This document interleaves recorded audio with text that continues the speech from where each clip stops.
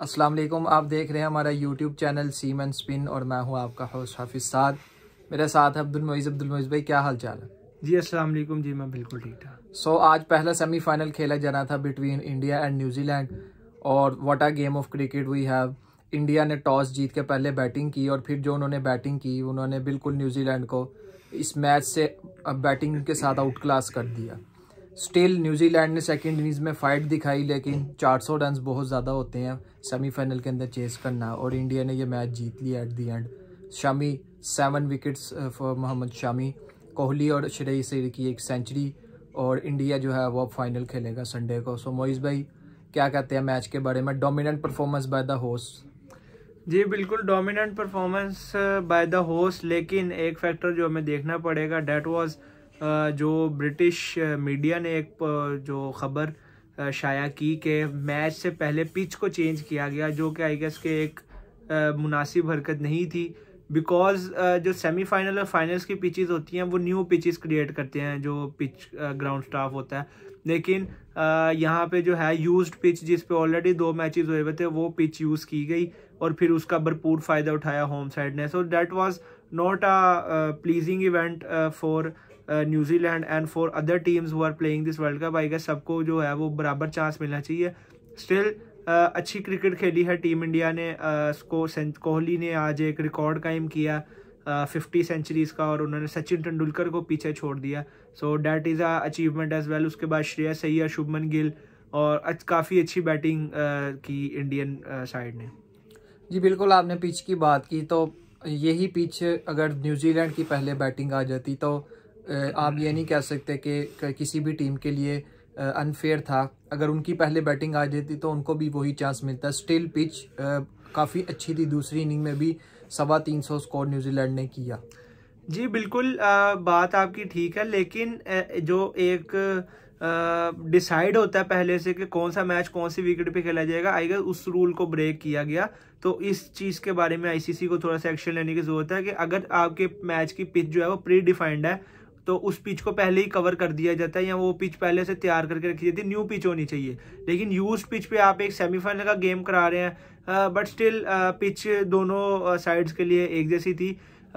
India ने इसका बहुत अच्छा यूज़ किया बैटिंग में भी, और फिर बॉलिंग में भी आएगा। स्पिन सेकंड टाइम में थोड़ा सा ज़्यादा नज़र आया, लेकिन credit to Daryl Mitchell and Kane Williamson जिन्होंने इंडियन स्पिन को जिस तरह नेगोशिएट किया in the middle overs.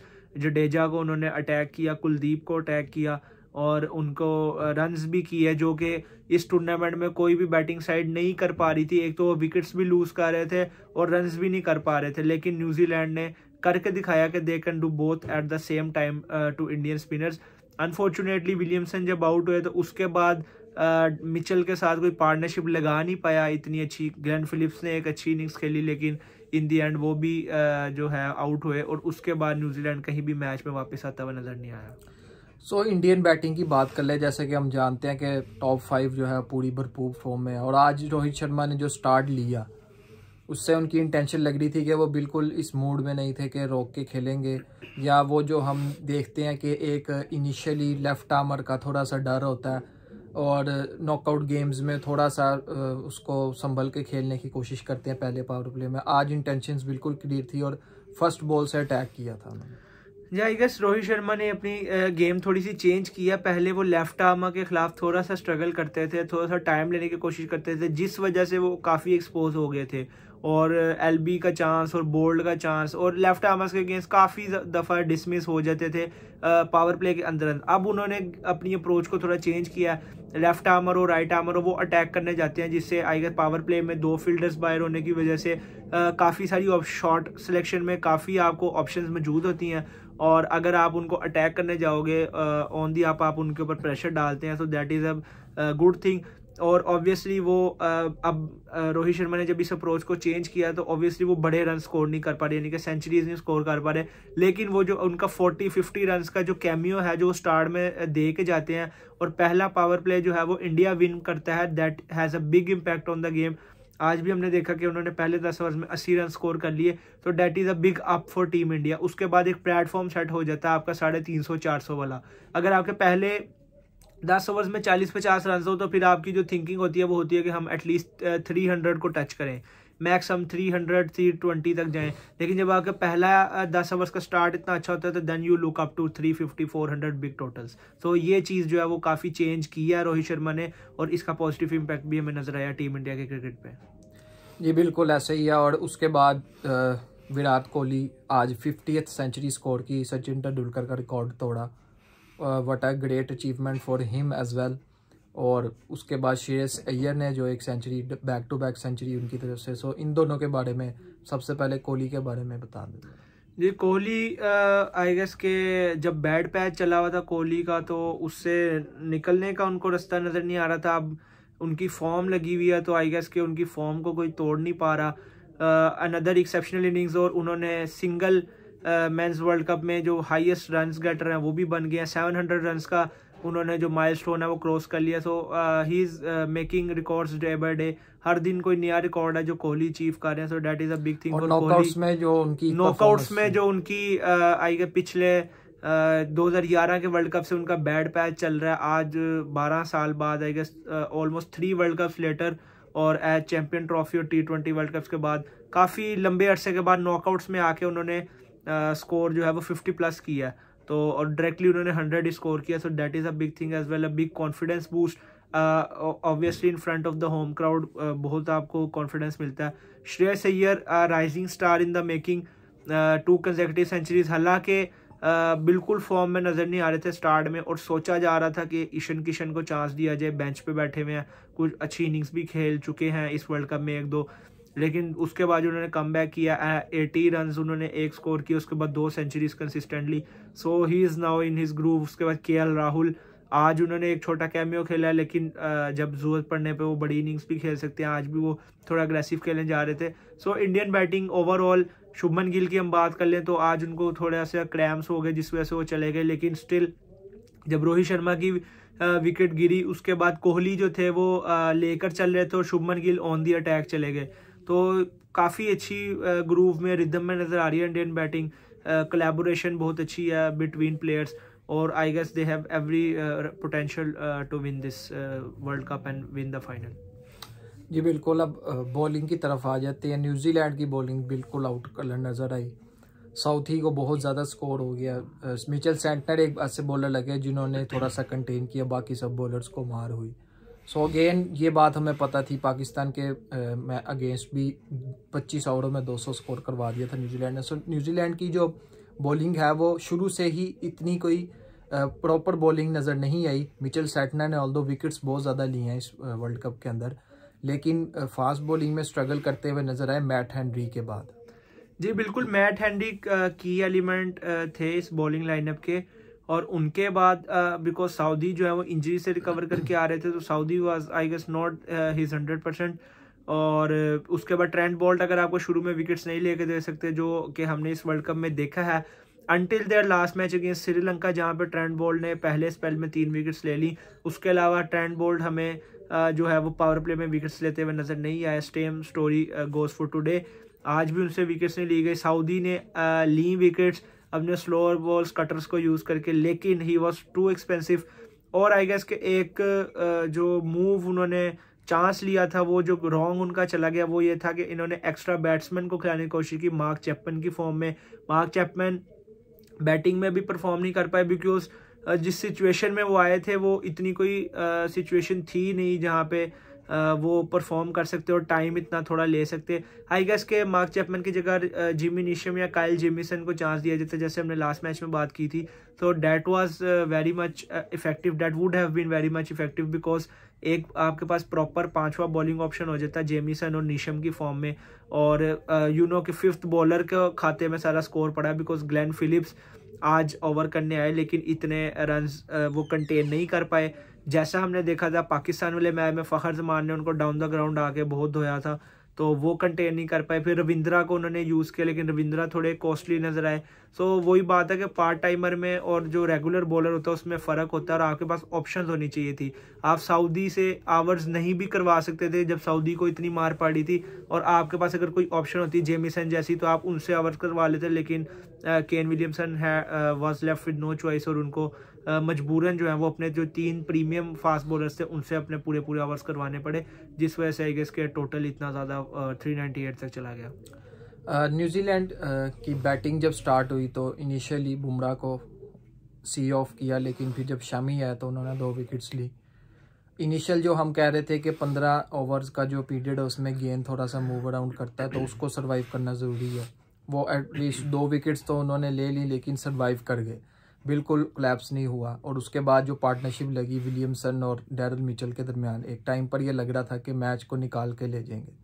So important partnership थी न्यूजीलैंड की दोनों बैट्समैन की। जी बिल्कुल, पहला स्पेल जो था वो न्यूजीलैंड ने काफ़ी अच्छा जो मेंटेन किया कॉनवे और रविंद्रा ने। जैसे कि मैंने लास्ट वीडियो में बात की थी कि ओनली साइड जिसने इंडियन टॉप बॉलिंग अटैक को डर के नहीं खेला और काफ़ी दिलेरी से खेलते हैं, और उन्होंने अपनी शॉट्स खेली, कॉनवे ने, रविंद्रा ने कट्स पुल्स खेली और बाउंड्रीज लगाई।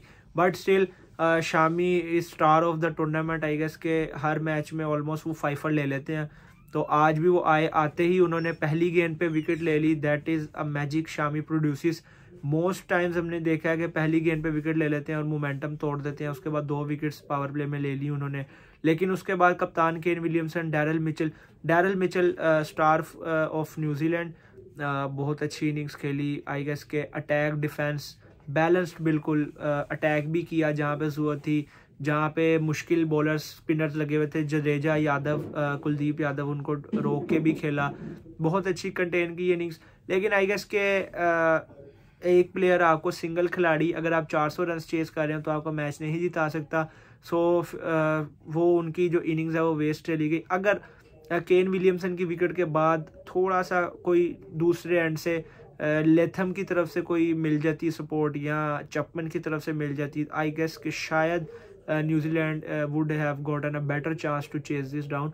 लेकिन क्योंकि दूसरे एंड से उनको कोई सपोर्ट नहीं मिली, और दूसरे एंड से जो बैट्समैन आए थे, ग्लेन फिलिप्स ने आके 40 रन स्कोर किए, लेकिन उन्होंने भी काफ़ी टाइम लिया विकेट पे सेटल होने के लिए। So that hurted New Zealand too much in the end. जी बिल्कुल, और इंडिया की बॉलिंग जो इतनी फॉर्म है उसके अगेंस्ट आप इतनी आसानी से रन्स कर भी नहीं सकते। डैरल मिचेल ने ऑफ कोर्स एक एक्सेप्शनल इनिंग्स खेली, लेकिन स्टिल शामी, बुमराह, सिराज, कुलदीप, जडेजा, ये 5 पीक फॉर्म में है और इनको रोकना बहुत मुश्किल है। So again New Zealand remain short of the target और लूज कर गए, और इंडिया फाइनल खेलेगा संडे को। बट आई गेस के आज न्यूजीलैंड ने जिस तरह मिडल पीरियड में कुलदीप को नेगोशिएट किया और उनको विकेटलेस रहने दिया उनके स्पेल में, दैट वाज एक्सेप्शनल। और जब कुलदीप को विकेट नहीं मिल रही थी तो आई गेस रोहित शर्मा पे बहुत ज़्यादा प्रेशर था, और उसके बाद जो बुमराह को वो लाए चेंज पे, उन शामी से क्या ड्रॉप हुआ। अगर वो शामी के ओवर में केन विलियमसन की विकेट ना गिरती, then I guess that would have been a different story, because Mohammed Shami is the only thing difference between the 2 teams today. उन्होंने कुछ प्रोड्यूस किया, विकेट में कुछ नहीं था और कहीं कोई हेल्प नज़र नहीं आ रही थी, लेकिन Shami produce wicket, 7 of them. बाकी कोई बॉलर, बुमराह बहुत बड़े बॉलर हैं, विकेट प्रोड्यूस नहीं कर पाए प्रेशर सिचुएशन में।